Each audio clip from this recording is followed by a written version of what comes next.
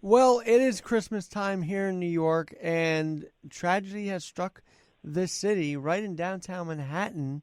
A somber way to go through December, especially for this family of the 2-year-old that was struck by I believe, the 2 train down Fulton Street. And I know he's got his pulse on it. Jose Martinez, senior reporter at City.NYC, thecity.nyc.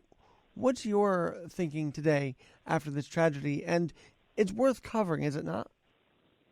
Well, this is something just absolutely terrible to find out about last night. This was at the height of the rush hour at a very busy subway platform. That's the Fulton Street station, which has multiple lines, but the platform where this fatality occurred with this 2-year-old boy was on the platform that serves the number 2 and number 3 trains. And what the police report is that this child was struck by a train heading northbound, a number 2 train, at around 5:30 in the afternoon. So anybody who rides the subway in New York or really in any crowded mass transit setting knows that's prime time. That's a very, very crowded time.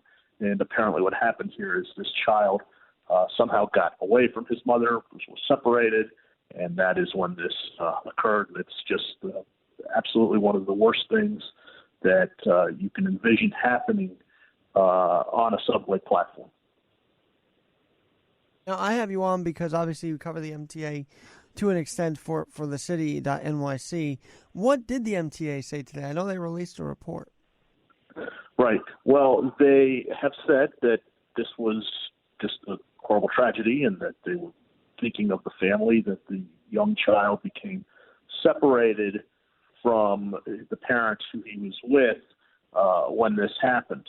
Now, this is the sort of thing that will inevitably bring forth the call once again for the MTA to do what other transit systems around the world have done, which is to put in platform screen doors to prevent this sort of thing from happening, because it really is something that's just awful in so many ways. And then to the core of what the MTA does, and I say this not to be insensitive, but just to get at their core mission, it is to move people. And obviously this disrupted a lot of lines last night. People became very upset, and all of that pales in comparison to what happened to this child. But, Sure. People go on social media and they're uninformed about what's happening, and they're complaining about it. And, what's really terrible here is that a child is dead, and it's something that would seem to be preventable, certainly with the use of platform screen doors. And also, at the very most basic sense, if the child had not managed to be free on a crowded platform at rush hour. Well, that's and I can't imagine parenting in a rush hour situation. That has to be one of the most that has to be one of the most difficult emotional tasks, trying to get your kid from point A to point B. Gotta keep them very close, and I see children all the time. I see people with dogs in the subway, and you have to think about it in rush hour in particular, when those platforms are crowded, when there's so much activity, when there's people moving in different directions, all the things that could go wrong and could go terribly wrong when you have so many moving pieces all at once. Now, you talk about protecting the platform protectors, the platform screen doors. Look, we've had people jumping. We have this incident. I just feel like the MTA continues to kick that idea down the road. Is there any progress on actually making the platform safer with these screens? Well, it's a project that, as I mentioned right at the very top, Alex, this is one that comes up anytime this sort of thing happens, where it's a high-profile death, certainly like this one, or where you have a succession of people getting struck by trains for however reason, for whatever reason they end up on the tracks. So for years, there have been outfits and MTA board members saying the MTA should do this. They should test these platform doors. They should get them. They should find some way to do it. It's not something that appears to be in the near future, though, and I'll tell you why. You need look no further than two recent projects that the MTA is going to pass on for some time. Last year, the MTA planned to test out platform doors on the L line at the 3rd Avenue station. That would have been if the L had gone through with its planned 15-month shutdown. Now, that, of course, didn't happen, but even before the shutdown was scrapped, the MTA had moved the $30 million from the plan to install and test those platform doors at 3rd Avenue. They had moved it to installing elevators at the 14th Street and 6th Avenue station, just a couple blocks away. Now, that's a really important project. Both of them are hugely important, I should say.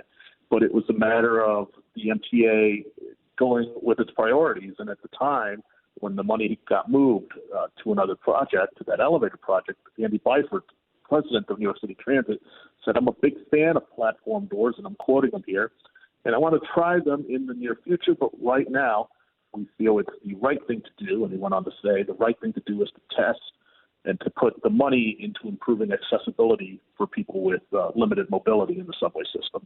Well, there was also, in the MTA's last capital plan, some money was pegged, at least for a time, to begin designing and looking for ways to add platform screen doors to the up in the Bronx on the number 6 line, Pelham Bay Park stop, and that money got moved away. So, this comes up from time to time, and it comes up every time something like this happens. But the money, it's very expensive, and it's just not going to be there for a while, it would seem, because the MTA has so many other priorities. Is there, I know there's signage, I know there's announcements, but I don't know what else the MTA could really do to keep someone from even getting to the edge, child, adult, whomever, and it's just, there's no barrier there, not even the oral, audible barrier is listened to, like stay away from the... Ago. No, it's look at elsewhere in the city you have, and these are just in a few stops, the air train serving JFK Airport. You do have platform doors there, but consider the air train is just a couple of decades old. It's not 114 years old or 115 years old like the New York City subway. So that's always the line from New York City transit, that these stations are not uniform. They're different in size. It's not a one-size-fits-all system. So it would be hugely, hugely expensive to try to install, to retrofit these old stations with platform doors. But even when New York City Transit, the MTA, even when they have built new stations, such as Hudson Yards back in 2015 when it opened, or 72nd, 86, and 96 on the Q line of the 2nd Avenue subway, those new stations didn't get platform doors. They're expensive, they're difficult to maintain, but those were opportunities that transit had. Of course, the very expensive additions to the subway would have been that much more expensive, but it's just a pricey proposition. And transit says that for now, its money will be going in other directions, and the MTA has a lot of different things to spend its money on. Now, the other thing about this was how quickly it seemed like they got downstairs to try and rescue the kid. That was a pretty heroic effort to just get down there in timely manner. I don't know the stats on the timing. Do you, by chance, know how quickly they got there? No, but that's a very busy station, and unfortunately, when the child was not able to be saved, and again, I can't really think of anything more tragic than the loss of a child, and something that you would hope could be avoided, but unfortunately, in this case, it just didn't happen. But back to the platform doors, sure.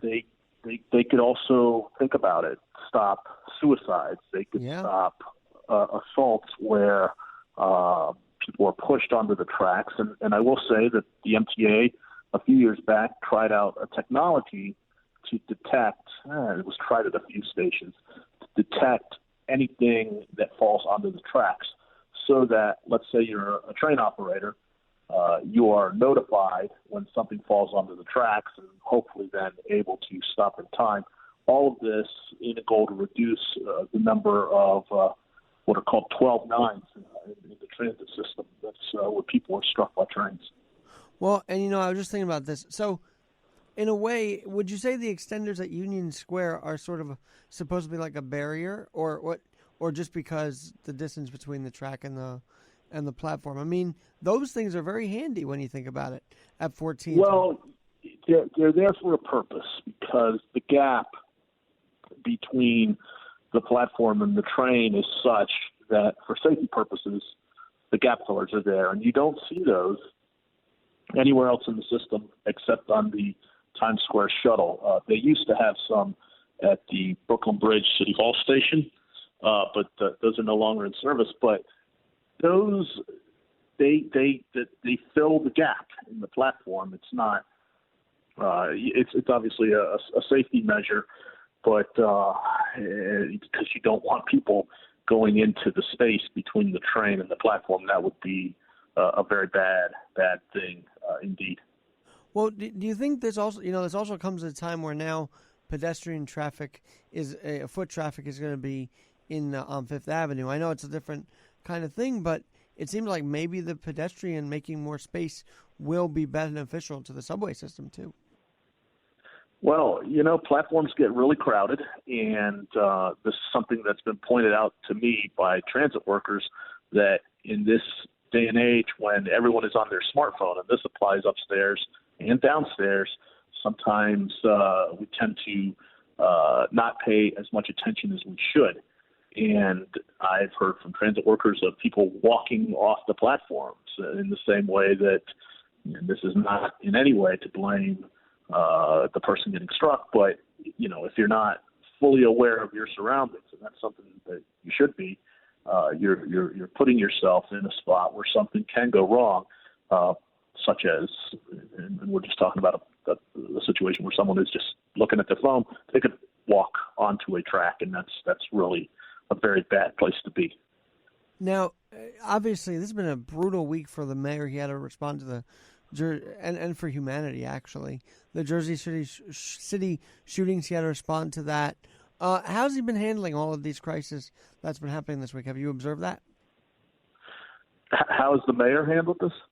The whole situation with the 2-year-old and the shootings. How would you say he's been during the crisis management period of the week? Well, that's part of the job, It's an unfortunate part of the job, and that our public officials, our elected officials, our public safety officials have to handle. So it's always a challenge, and you have to step up and meet that challenge.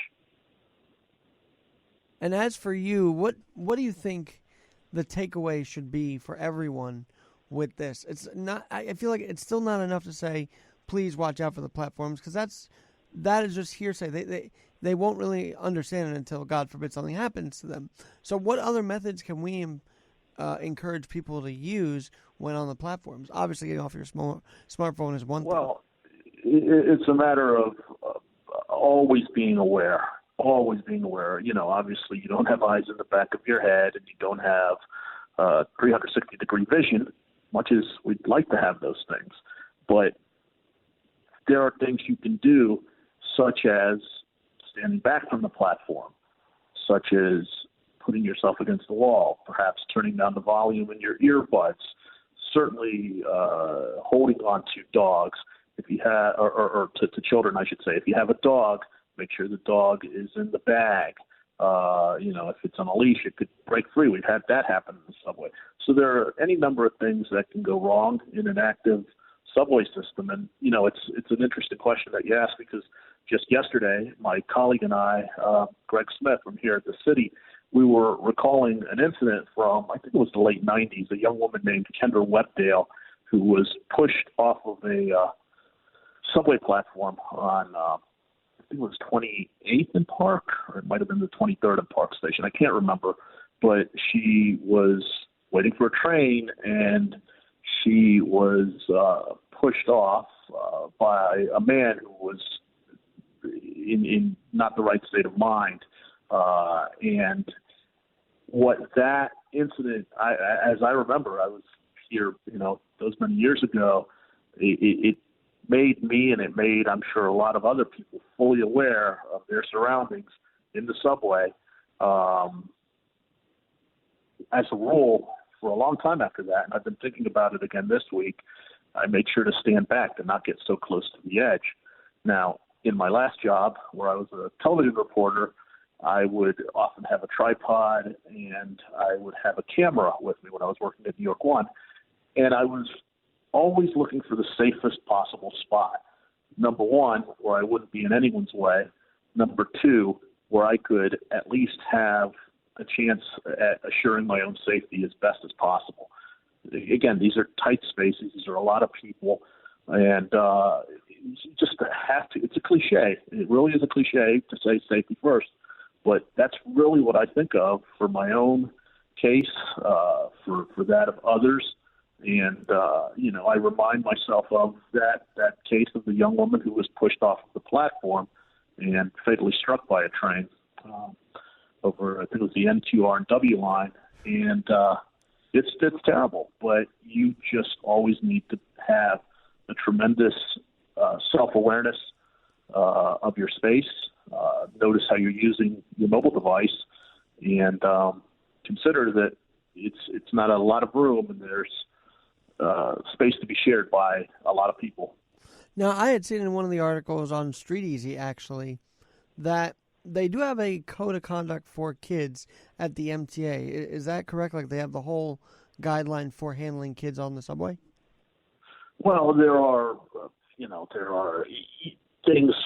There is a code of conduct in the MTA for how you should, for instance, in handling a child or a pet.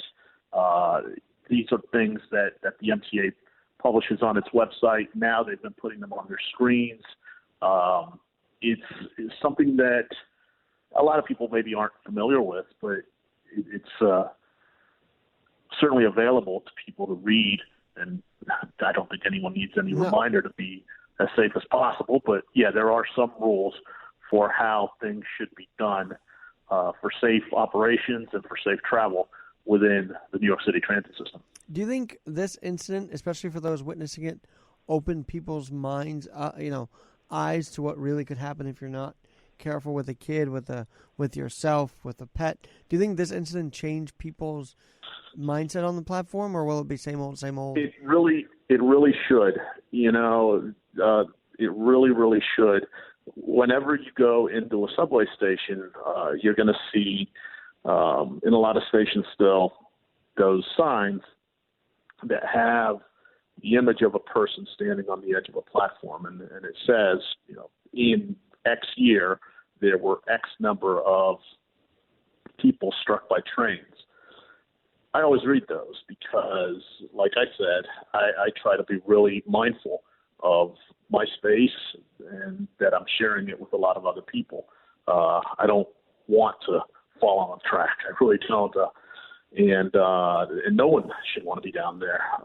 So I think this will raise awareness. I think transit officials will probably hear from some of their board members again that they should refocus perhaps on finding a way to put in platform doors that you see in so many systems around the world. Let me just think off the top of my head here. I mentioned the air train in Paris, in Seoul, in Korea. How about Andy in Byford? London, you have these doors, and we just don't have them here in New York. I was going to say, so we're Andy old, and we're out of touch on that one. Andy Byford has had experience at the Tube. Did he install the screen doors on the platform, or was that another commissioner there? That's I don't think that's in Byford's time, but London, the London Underground has added platform doors in its new extensions, and it's modernized its system. And Byford is fully aware that it's something that would be great to have in New York. Like I said, he said that he is for it, but that he is, to quote him, a big fan of these platform doors. But he's at a place where money is always tight, right, and where the priorities are such that there are a lot of other things to come first. But who knows? This could really change the discussion on this. I can't say where they'll go with it. but it's one of those that's always in the background. There was a board member who his name is Charles Murdler.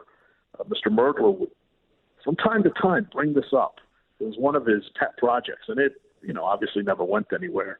But there was at least some hope when the MTA was going to try them out on the L at 3rd Avenue that they would finally move forward with at least a pilot program. But for now, it's not there. And hopefully it will be. Now, you are on the transit beat for the city.nyc. What else do you cover over there, Jose? That's it. That's what keeps me busy. I think it's the one of the great beats in the city. I think it's one of the great beats anywhere, really, if you're a news person, if you're a reporter.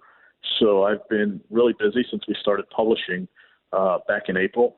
It's just about a year since most of us arrived here at the city. That's the city.nyc. And it's been a great launch. It's been a lot of fun to do something different. And I think the staff here has done some good work. So hopefully that'll just keep going. And now people who love local news, and this is what I've kind of been emphasizing. First of all, I've been emphasizing the last couple of weeks with the whole impeachment stuff. Americans really care about going from point A to B without, in certain cases, getting hit by a train or without getting hit by. People are caring more about getting A to B, like I am, like you are, than maybe what's on our television screens every night. But I also think local news is very important. So how can we support your local news outlet? I know you guys have a fundraiser going on.